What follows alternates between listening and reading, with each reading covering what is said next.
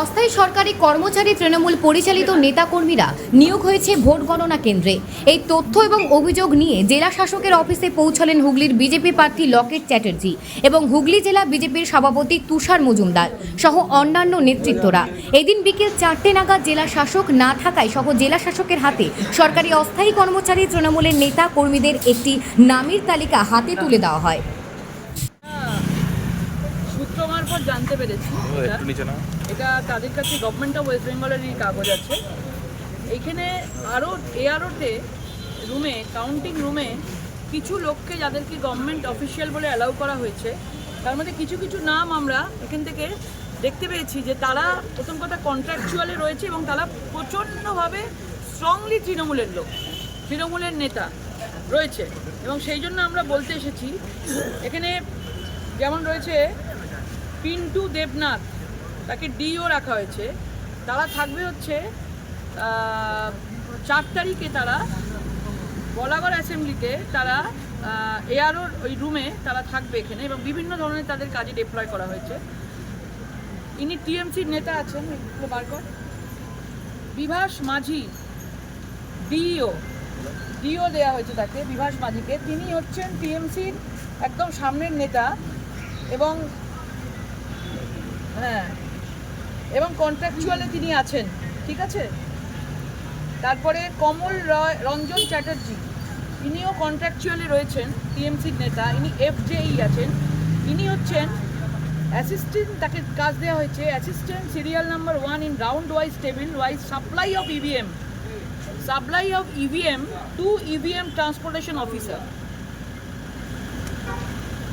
তারপরে দেওয়া হয়েছে দীপঙ্কর নারায়ণ দাস, টিএমসির নেতা আছেন, ওনাকে দেওয়া হয়েছে সিএ বলে। ওনার ডেজিগনেশন হচ্ছে সিএ, ইনি সিএ নন, এটা ভুয়ো।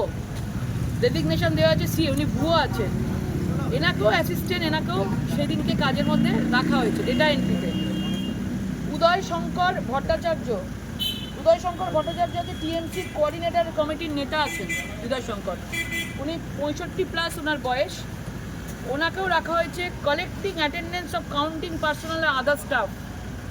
রাজু ঘোষ ইনিও আছেন, বিএসকের কাজ করেন এবং টিএমসির লোক আছেন। এই 6টা নাম আমাদের কাছে এসছে একটা বিধানসভার। এই জন্য আমরা এখানে এসছি। ওনারা পরিষ্কারভাবে বলেছিলেন এখানে কাউন্টিং যখন হবে, আমাদেরও যেমন বলা হয়েছে কাউন্টিংয়ে কোনো টিচার বা প্যারা টিচার কোনো লোক কেউ কাউন্টিংয়ে থাকতে পারবে না। সেটা যখন প্রত্যেকটা পার্টি মেনে চলছে, সেক্ষেত্রে ওদের ক্ষেত্রে দাঁড়িয়ে, গভর্নমেন্টের ক্ষেত্রে দাঁড়িয়ে, সেখানে এনারা নিজেদের তৃণমূলের লোকজনকে ভেতরে কেউ ডেটা এন্ট্রি করবে, কেউ ফুড সাপ্লাই করবে, কেউ ইভিএম নিয়ে আসবে, এইসব তাদেরকে কাজের মধ্যে ঢোকানো হয়েছে। আমরা এটা প্রোটেস্ট করছি এবং এইগুলো এইনাদের যদি সরানো না হয়, আমরা তো একটা পেয়েছি, আরও 6টা বিধানসভার এখনও পর্যন্ত পাইনি, মানে এটা আমাদের পাওয়ার কথা নয়। তাহলে ভাবুন, আমাদের ধরে নিতে হবে যে অন্যান্য বিধানসভাতেও এরকম কিছু করা হয়েছে এবং আমরা পুরোপুরিভাবে প্রোটেস্ট করছি। এইরকম যদি হয় তাহলে সেদিন কাউন্টিং বন্ধ থাকবে, কাউন্টিং হবে না। আমরা কেউ কাউন্টিং মানব না, সেদিন যেন মেশিনই না খোলা হয়। এটা পুরোপুরিভাবে ইলেকশন কমিশনকে আমরা জানাবো। গতকাল শুভেন্দু অধিকারী মহাশয় উনি এইটা দেখে ফোন করেছিলেন আমাকে। উনি বললেন গতকাল উনি কন্ট্রাকচুয়াল বেসিসে যদি কেউ কাজ করে তাদেরকে যেন এই এআরওর ঘরে কাউন্টিংয়ে যেন না রাখা হয়। উনি পরিষ্কার ইলেকশন কমিশনকে জানিয়েছেন। কিন্তু কালকেই এই চিঠি 30 তারিখে, দেখুন 30 তারিখে কালকেই এই চিঠি এবং ডিএমএ সাইন করা চিঠি, এটা আরও সাইন করেছে এখানে সাইন করেছে সেই চিঠি। তারা মানে গ্রুপটা, যারা গ্রুপ অফ অফিসারদের নাম তারা দিয়েছে, এবং অর্ধেক লোক ভুয়ো অফিসার এবং অর্ধেক লোক তৃণমূলের লোককে দেওয়া আছে। আমরা এই ধরনের জিনিসগুলো যদি মানবো না, যদি এরকম হয় তাহলে গণনা বন্ধ থাকবে। দিদি এডিএম এর সঙ্গে দেখা করলেন, এডিএম বিষয়টি কী বললেন উনি? আমি এই আপনার কথাটা জানাবো, আমরা এটা চেক করবো যারা আছে কিনা। উনি খুব ভদ্রভাবে বললেন, কিন্তু আমরা জানি যে যদি একজন আরও এটাকে সাইন করেন তাহলে সব কিছু দেখে শুনেই করে, ভেরিফাই করেই করা হয়। কিন্তু তার মানে উনি ভেরিফাই করেননি। উনি বললেন আমরা দেখবো যে নামগুলো আপনি দিয়েছেন। তাহলে আপনি ভেবে দেখুন, আমি একটা বিধানসভার নাম দিয়েছি, তাহলে বাকি 6টা বিধানসভার নাম তো আমরা পাইনি। এটা তো পাওয়ার কথা না, এটা আমাদের কাছে এসছে। তার মানে আমাদের ধরে নিতে হবে যে 6টা বিধানসভাতেই আরও চোখ বন্ধ করে সাইন করে দিয়েছে, যা দিয়েছে। আর এগুলো তৈরি হয় পিপি সেলের মাধ্যমে। একটা সেটা তৃণমূলের পিপি, যেটা মানে যাদেরকে ওরা বসানো হয়, সেখানে তারা এই সেলটা পুরো চালায় তৃণমূল। এই পিপি সেলের মাধ্যমে প্রত্যেকটা লোককে নিজের নিজের কাজে ডিস্ট্রিবিউট করা হয় সরকারি অফিসারকে, সেইটা পুরো তৃণমূল চালায় এবং সেখান থেকে এদেরকে করা হয়েছে। আমরা পরিষ্কারভাবে বলেছি এবং উনি বলেন আমি এটা ডিএম ম্যাডামকে জানাবো, ডিএম ম্যাডাম দেখবেন এবং দেখার পর যদি বলা হয় তাহলে আমরা বাদ দেবো বা দেখবো সেটা। নির্বাচন কমিশনের তো একটা গাইডলাইন ছিল, কিন্তু তাহলে ডিএম এখানে কি করলো? তার গাইডলাইন মানেনি, কন্ট্রাকচুয়াল কাজ তারা করে, তাদের চেক করা হোক। তিনি এখন বলছেন চেক করবে, তাহলে ভেবে দেখুন আমরা নিয়ে আসছি তারপর বলছে চেক করবো, তাহলে তার আগে তারা কি করেছে? এরা কি ভেতরে থাকলে কিছু সমস্যা আছে? নিশ্চয়ই। তাহলে যদি এরা ভেতরে থাকবে, টিএমসি নেতারা ভেতরে থাকবে, তাহলে আমাদের লোকেরা কেন থাকবে না? তাহলে আমাদের লোকেরাও থাকুক, তাহলে এই কাউন্টিং হবেই না। সেদিনকে কাউন্টিং করতেই দেওয়া যাবে না, কিচ্ছু হবে না কাউন্টিং। যদি এই সব নেতাদেরকে আগে বার করতে হবে, না তাহলে কাউন্টিং হবে, নাহলে কাউন্টিং হবে না, কারণ এটা একটা বড় ক্রিমিনাল অফেন্স। পাইনি, সেটাই বলছি, আমি পাইনি। এটা তো আমি পেয়েছি, কেউ আমাকে প্রোভাইড করেছে বলে পেয়েছি।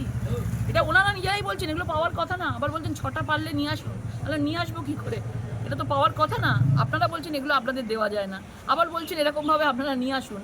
তার মানে ধরে নিতে হচ্ছে যে এরা এগুলো না, মানে একদম যে কথা ওরা বলেছিল সেই কথা রাখেনি, সেই কথা রাখেনি তারা। তারা এত স্বচ্ছভাবে করবেন বলছেন ইলেকশন, তাহলে শেষ মুহূর্তে তারা কথা রাখতে পারছেন না। টিএমসির লোকেদেরকে, নেতাদেরকে ভেতরে ঢুকিয়ে রাখছেন। এটা ডিএম বলুন, সবাই এটা ক্রিমিনাল অফেন্স। এটা থেকে যদি এগুলো করে তারা কন্ট্রাকচুয়াল কাজে তারা রয়েছে, টিএমসির নেতারা রয়েছে, পঞ্চায়েত সমিতিতে তারা মেম্বার ছিল, তারা এখন ভেতরে ঢুকবে ইভিএম দিতে। আর আমরা জানি না ইভিএম দিতে গেলে কি হয়। এরা 6 জনই কন্ট্রাকচুয়াল কাজ করে? সবাই সব টিএমসির সঙ্গে যুক্ত, সবাই ভিডিওতে গিয়ে কন্ট্রাকচুয়াল কাজ করে।